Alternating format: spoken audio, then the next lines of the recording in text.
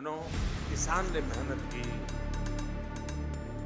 Apple पैदा किए, देश में एप्पल की जरूरत है, लेकिन आपने ऐसी नीतियां क्या बनाई कि जिसके कारण विदेशों से तो एप्पल आता है, लेकिन मेरे हिमाचल के किसान को पूरे दाम नहीं मिलते हैं। ये आपके नीतियों का परिणाम है कि पहाड़ों में जिंदगी गुजारने वाला मेरा किसान परेशान है।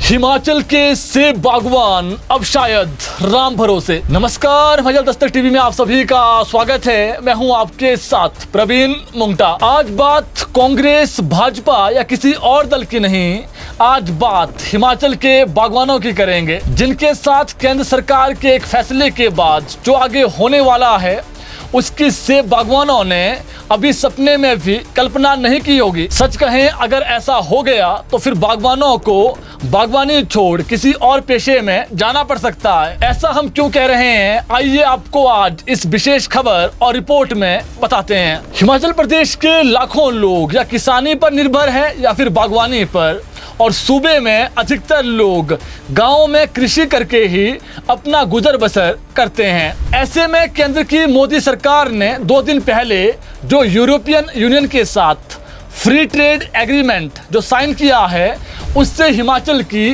5500 करोड़ से अधिक की जो आर्थिकी है वो तहस नहस होने के कगार पर आ गई है। इस समझौते के तहत विदेशी सेबों पर इंपोर्ट ड्यूटी यानी आयात शुल्क सीधा घटाकर 50% से 20% कर दिया गया है। यह फैसला हिमाचल के उन सेब बागवानों के लिए किसी वज्रपात से कम नहीं है जो वर्षों से पीएम मोदी के उस वादे का पूरा होने की आस लगाए बैठे हैं, जिसमें उन्होंने विदेशी सेब पर इंपोर्ट ड्यूटी घटाने नहीं बढ़ाने की बात कही थी। हिमाचल के बागवानों में इस समय केंद्र सरकार के खिलाफ जबरदस्त आक्रोश है। बागवानों को वह पुराने दिन भी याद आ रहे हैं जब 2014 के लोकसभा चुनाव से पहले हमीरपुर के सुजानपुर में आयोजित एक रैली के दौरान पीएम मोदी ने मंच से गरजते हुए कहा था वे हिमाचली सेब को बचाने के लिए विदेशी सेब पर इंपोर्ट ड्यूटी 50% से बढ़ा करके 100% करेंगे, यानी 100% करेंगे। लेकिन सत्ता में आने के 12 साल बाद हकीकत आपके सामने है, और हकीकत ये है कि ठीक उलट हो रहा है। बागवानों का कहना है कि ड्यूटी बढ़ाना तो दूर, केंद्र सरकार ने विदेशी सेब के लिए भारत के दरवाजे पूर्ण रूप से खोल दिए हैं, और इससे हिमाचल के लोगों की जो सेब बागवान हैं उनकी आजीविका पर संकट खड़ा हो गया है। जो समझौता यूरोपियन यूनियन के साथ, जिसमें लगभग 27 के आसपास देश हैं, इसके लागू होने के बाद यानी फ्री ट्रेड एग्रीमेंट जैसे ही देश में लागू होगा, यूरोपियन देशों से बड़ी मात्रा में बल्क में सस्ता सेब भारतीय बाजारों में पहुंचेगा। जानकारी के अनुसार जो समझौता अभी केंद्र सरकार ने किया है उसके अनुसार शुरुआती चरण में करीब 50,000 टन सेब आयात किया जाएगा, जो अगले 10 वर्षों में बढ़कर 1 लाख टन प्रति वर्ष तक पहुंच जाएगा। आपको बता दें, इन सेबों पर केवल 20% शुल्क लगेगा, और न्यूनतम जो आयात मूल्य है वो केवल 80 रुपए प्रति किलो तय किया गया है। और इससे ठीक पहले केंद्र सरकार ने न्यूजीलैंड के सेब पर भी इंपोर्ट ड्यूटी पहले ही घटा दी है। अब प्रदेश के बागवान कहां जाएंगे? प्रदेश के बागवानों का कहना है कि लगातार इंपोर्ट ड्यूटी कम किए जाने से देश का अपना सेब, उसकी प्रतिस्पर्धा उन सेबों से बेहद कठिन हो जाएगी, क्योंकि यहाँ हिमाचल में लागत ज्यादा है और पैसा बागवानी से पहले ही मौसम जिस प्रकार से साथ नहीं दे रहा है उससे आय कम हो रही है। आपको बता दें, हिमाचल में विपरीत भौगोलिक परिस्थितियों के कारण सेब उत्पादन की लागत काफी अधिक हो चुकी है।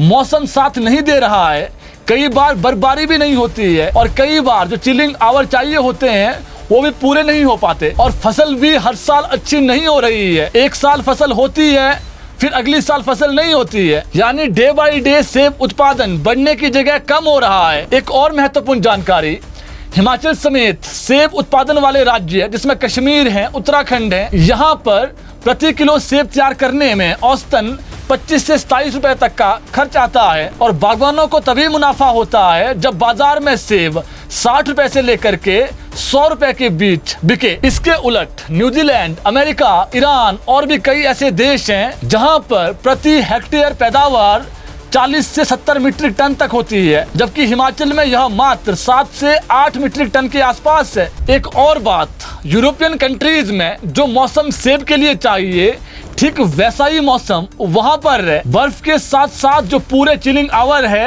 वो वहां पर सेब की फसल को मिल रहे हैं, और टेक्नोलॉजी के मामले में वो हमसे 10 कदम आगे हैं। ऐसे में आप खुद अंदाजा लगाइए कि हमारा जो सेब है वो उनके सेब के आगे कहां टिकेगा, और हिमाचल का सेब कैसे वहां के सेब को टक्कर दे पाएगा। सीएम सुक्खू ने हालांकि कुछ दिन पहले ही केंद्र सरकार के मंत्री के समक्ष ये मामला जरूर उठाया है, लेकिन अब देखना पड़ेगा क्या उनकी बात को सुना जाएगा या फिर नहीं। लेकिन आज यहाँ कांग्रेस भाजपा की बात नहीं है। अगर ये फैसला केंद्र सरकार ने वापसी नहीं लिया तो जो आगामी दिनों में बागवानों के साथ उनकी आजीविका को लेकर जो होने वाला है उसकी उन्होंने कल्पना भी नहीं की होगी, क्योंकि फिर दाम सेब मंडियों में सीजन के दौरान इतने गिर जाएंगे कि मार्केट में बेचने से अच्छा किसान उसे खुद पेड़ों पर रखना ही पसंद करेगा, यानी बागवानों को रेट बिल्कुल नहीं मिलेंगे। तो ऐसे में हिमाचल के जो किसान बागवान हैं तो ऐसे में अब हिमाचल के जो बागवान हैं वो केंद्र सरकार से गुहार लगा रहे हैं, जो आपने ये समझौता किया है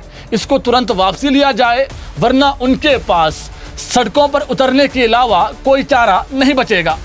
फॉरेन ट्रेड एग्रीमेंट्स जो ये हो रहे हैं अभी भारत यूरोपियन यूनियन के बीच जो अभी ट्रेड हुआ है, उसमें हम सेब वालों को या नाशपाती वालों को, कीवी वालों को ही क्यों बलि का बकरा बनाया जा रहा है, और हम सीधे सीधे इसका असर हमारी आर्थिकी पे होने वाला है।